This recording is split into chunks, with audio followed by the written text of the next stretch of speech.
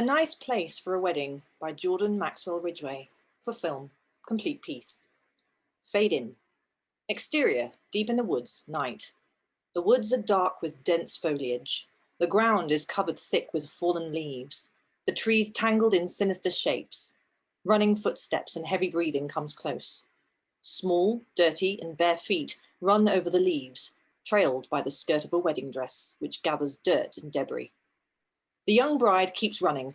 Her mascara has trailed dark tears down her face. Her skin shines with sweat.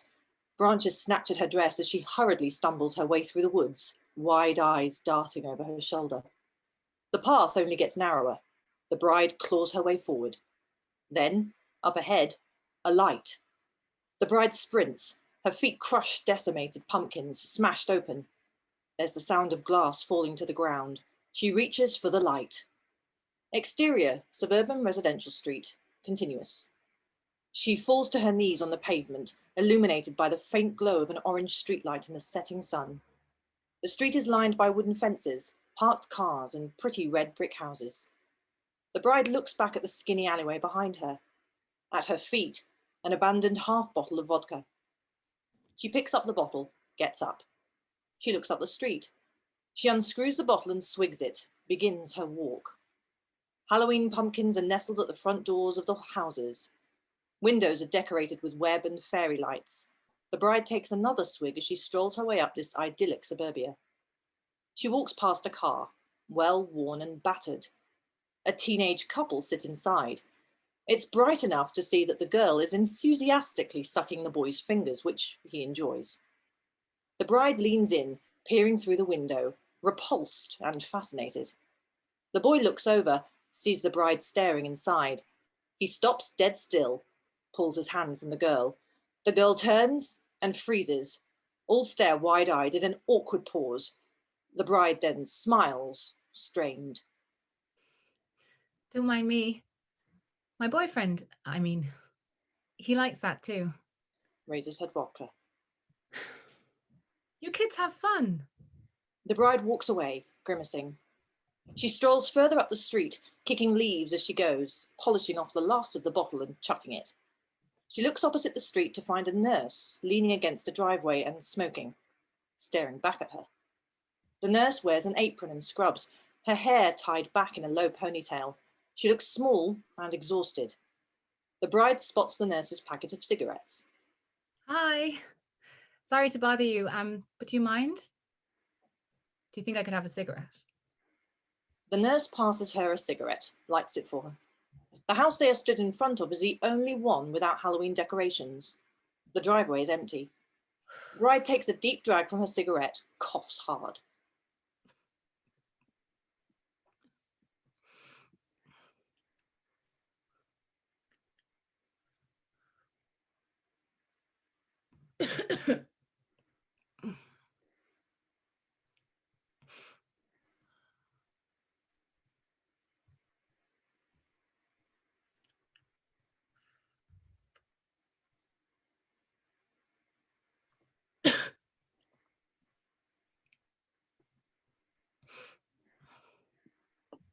You okay? I don't really smoke. People who smoke just seem more relaxed. No, I mean, are you okay? The bride looks down at her tattered dress, her dirty feet. Bit of a stressful day. Been feeling nervous all day. People always say they get rattled on the big day, but wow, they weren't kidding. I can imagine. What's this place then? It's the crisis house for women. If someone feels like they're really struggling, they can stay a few nights. Maybe I should stay a few nights. The bride takes another deep drag, then throws her cigarette to the ground. The nurse stamps it out for her. Are you a carer then? Night shift. Around Halloween tends to be hard. Lots of triggers for people. Well, thanks again. Best let you go back to work. Wait. How about you come sit in the garden for a minute? Have a cup of tea. Are you suggesting? No, it's just a cup of tea. We can get to that later, if you want. The bride considers this, then nods.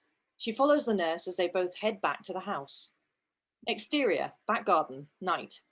The nurse sits an anemic cup of tea and some biscuits down on a table. The bride is sat with a thin blanket around her shoulders. She really does look like she's been dragged through a bush backwards.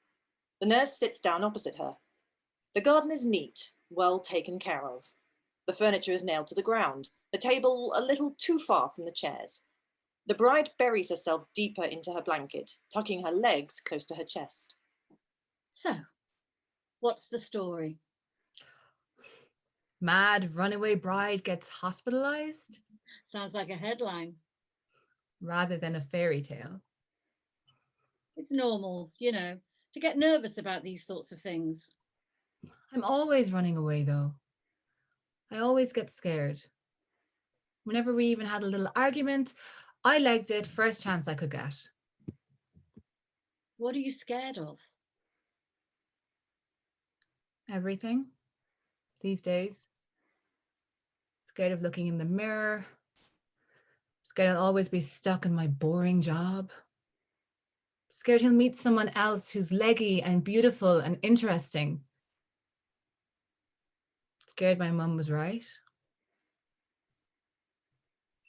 How come you decided to get married? It's just the thing to do, isn't it? You grow up and get married. It's what adults do. Or rather, it's what kids playing dress up do.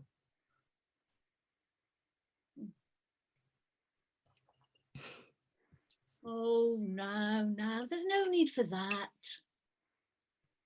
I'm sorry. It's just, I can't stand it when people are nice. It just makes me fall like a baby.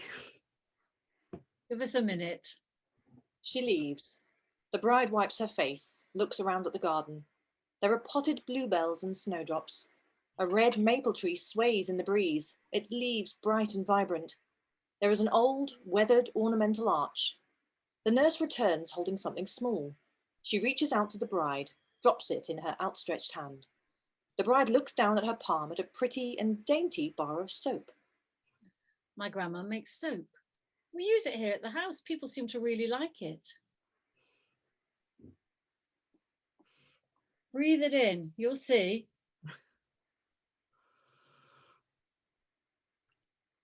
Lavender? Keep it. We have plenty. I just had a thought. What's that then? This garden would make a nice place for a wedding. Exterior, suburban residential street, night. The bride stands in front of the house, the blanket still around her shoulders. A car has pulled up, an expensive-looking one. A young man is sat at the steering wheel. He looks clean-cut, but haggard. The nurse is at the car's window, talking to the man. The bride bites her lip and scrunches her toes. The nurse turns back, begins heading towards the bride. Is everything okay? They will be. Looks back at the car. He was worried about you. Tears swim in the bride's eyes. Be gentle with yourself. The bride squeezes the young woman's hand tight. The bride takes the blanket off and passes it back. The young man smiles sadly at the bride. She returns the expression. She reaches to open the car door. She stops, but doesn't take a look over her shoulder. She gets in the car.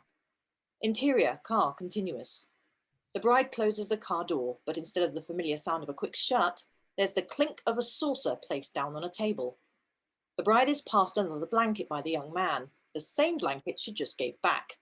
She wraps it around her shoulders, leans back in the seat.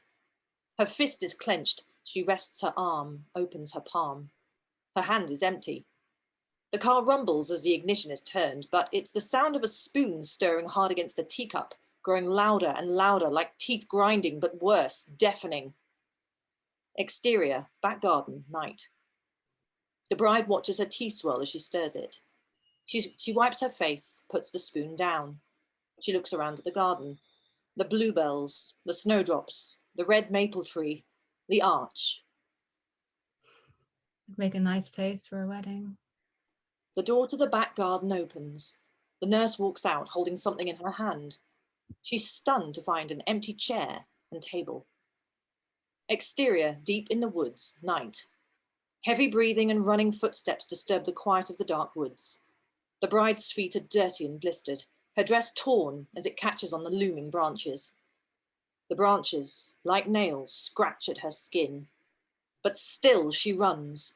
The sound of a spoon grinding against the ceramic of a cup grows louder and louder, the falling of the glass, the clink of a saucer, as the bride runs deep into the darkness. Fade out.